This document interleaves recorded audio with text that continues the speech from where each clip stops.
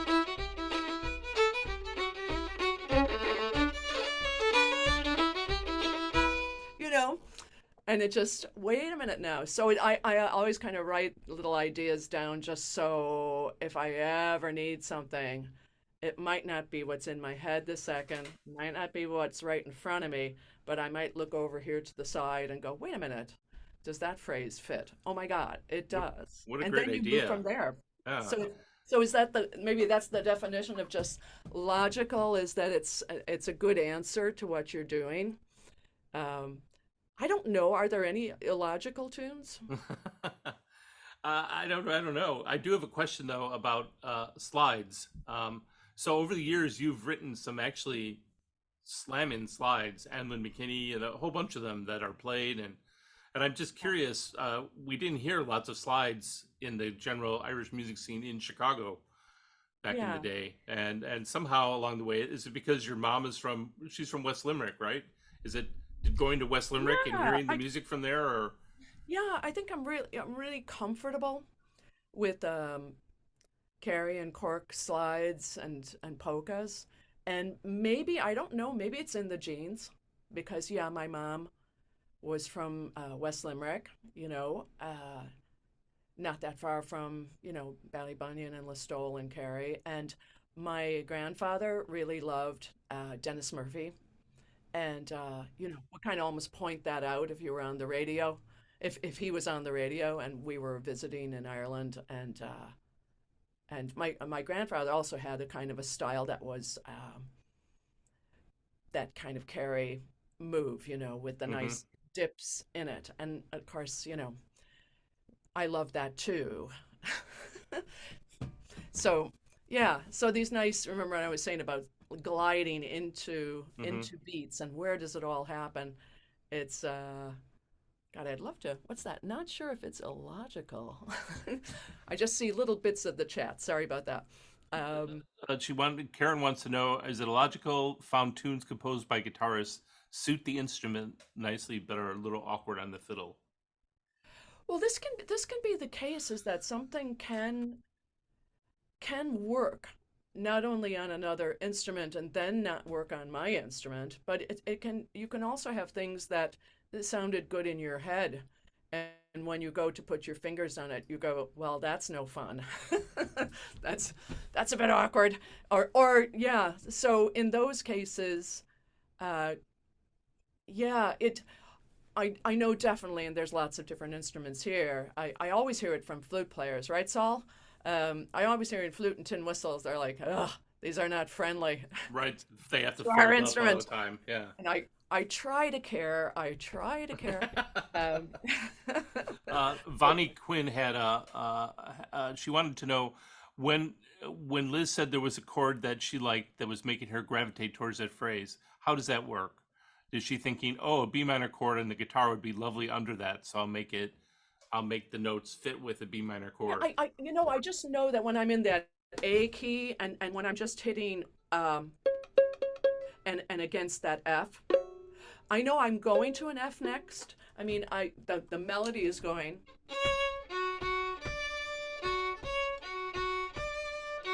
But all of me, as I'm playing it on the fiddle, want to play the double stop.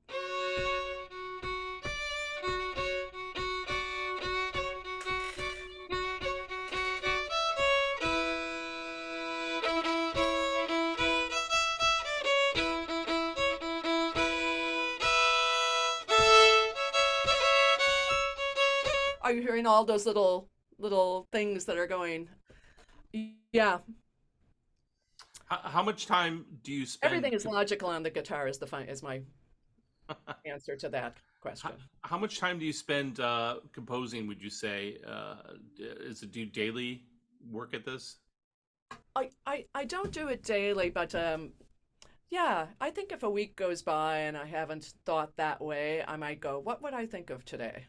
So I also want to point out to the people attending this that Liz Carroll has a podcast with Liz Knowles called The Lizzies, I think. And the Lizzes. And they talk about this kind of thing quite a bit. And it's really interesting because Liz Knowles is no slouch either on the fiddle. And it's really fascinating to listen to. And there's all kinds of brilliant examples there too. You know, we've gone actually over, so we should wrap this up, I think. Would Well, you mind are there playing any other things you'd like, Sean, or any other questions that you wanted any other answered? questions? Type them in the chat. Maybe I could request a tune from you. Would you mind playing the hornpipe that you were referencing earlier? Oh, The the Harry Irish, hornpipe. What's it called?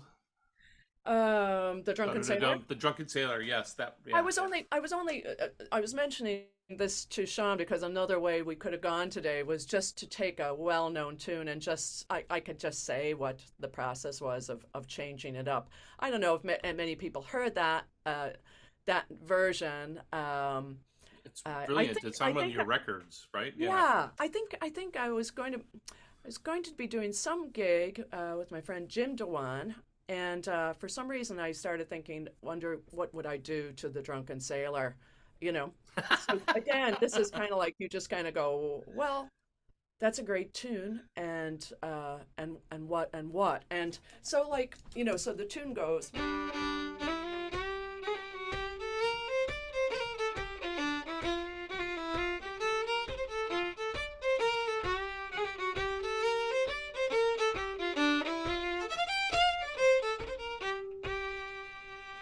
And my first thought was, is there a nice way to get into this without really playing the tune?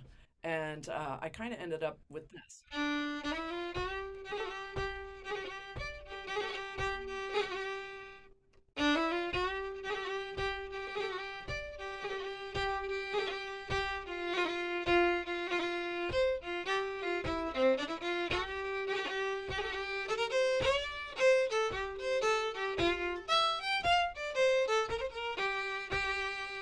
And I kind of repeated then.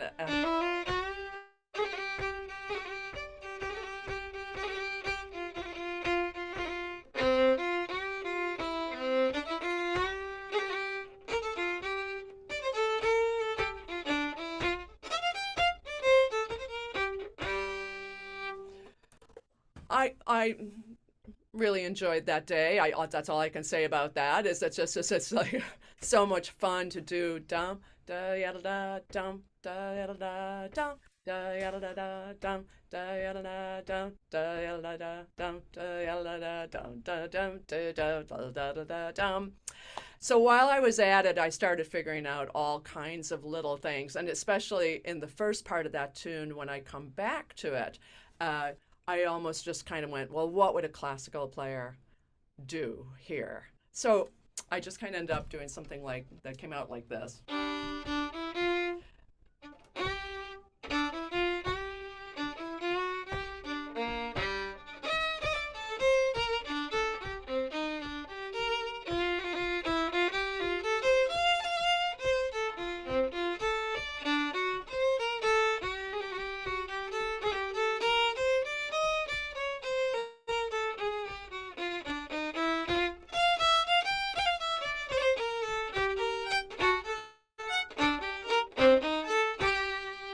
You know, so nice little notes, and then if you pick that up speed, so then you kind of go.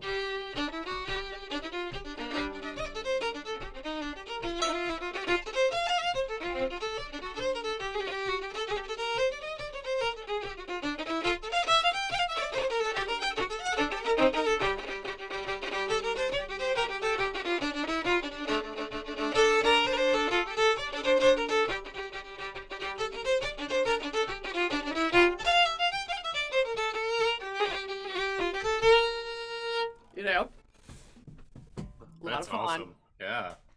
Well, Angela Botzer came up with, she said, on the next one, you should take a, so wherever this next one is, on the next Zoom podcast or maybe your Patreon page, you should take a conventional tune and break it down like that and show everyone how you do that. It's yeah. I mean, I think we just happened to go this way today, but yeah, that's the wonderful world of just taking these old tunes that are just kind of standards and see what you can do with them. It's tricky though. You can do a lot and you go to a session and you're not going to do all that. But Right. I think it makes you grow as a player to do it. Definitely if you're recording and going into a studio, you know, you don't want to play it like everyone. And you want to see what you play like, and you want to see who you are. And you can do that either in the musicianship, or just in, just your imagination, and have a forum to be able to throw it out there. Because those sessions, it's so hard, So I'll go into a session and I might have a really great version of an old tune, but I'm just, where everybody's playing together. So I think that's probably why I did end up, going ahead and really trying to be a good player so that I could do the other stuff that I was interested in, to be able to either play it on a stage or, or even teach somebody. Well, I got to say that it's been a tremendous benefit to all of us to have you living in Chicago and inspiring us in so many years and so many I think that ways. I've run around a lot. Yeah. I've been around for enough. When I had Patrick and Allison and they were little, I didn't get out too much except once a week to the session, and that was great. And then somehow I did end up on this spin where, either and a lot of it a good 10-year run with John Doyle there, where we were just running around, and I wasn't home for a lot of actually musicians have gone through Chicago and I never got to really know them because I was away myself. So but I'm around a lot now. And you could reach out to Liz through lizcarroll.com. And I was asked to tell again about the podcast. The podcast is called... Let me see if I can see everybody. Oh, I'll remove the spotlight. Hold on. I know the people are going to get going, but I'm going to finally look around and see all the names here. This is so lovely. So nice to see everybody. Really nice. There's page 1, page 2. Thanks for coming, everybody. Yeah, if there's questions in there, we could always go after them afterwards. So if you have questions, email me at sean.seancleland@gmail.com, and I'll convey them to Liz, or you can just bypass me and just go straight to Liz's website. You can reach her from there. And thank you very, very, very much for this. Colleen posted on there the Liz's podcast. If you go a little bit up in the chat, it's the Patreon. It's the Liz's podcast is what it's called. And you know what? It's out there on Spotify, and I think Liz was having some problem getting it on Apple, but she's got it on Spotify and on Pandora. It's free. It's out there. Just look up the Liz's podcast, and we definitely chat about tunes, and we throw in pieces of people playing if it highlights what we're talking about, and we do talk about writing tunes. Liz does a lot of talk about arranging tunes. And she's great at it, and we gab, and it's fun. Yeah, I enjoy it myself. Also, keep in mind that the Kevin Crawford masterclass workshop is going to be September 23rd, Saturday, and he'll be doing 2 of them. One at 10 for general whistle and flute players, and then one at 11:30 for everyone else. So please stay in touch with me. Check it out. We do put on concerts occasionally and do different things like that. Liz, thanks a million for being so gracious with your time. Thanks, everybody. Really amazing. Really nice to see many of these folks. Great. Yeah. Thank you. So good. All right, I'll leave you to it, Sean. All right. Bye-bye, everybody. Take care. Bye.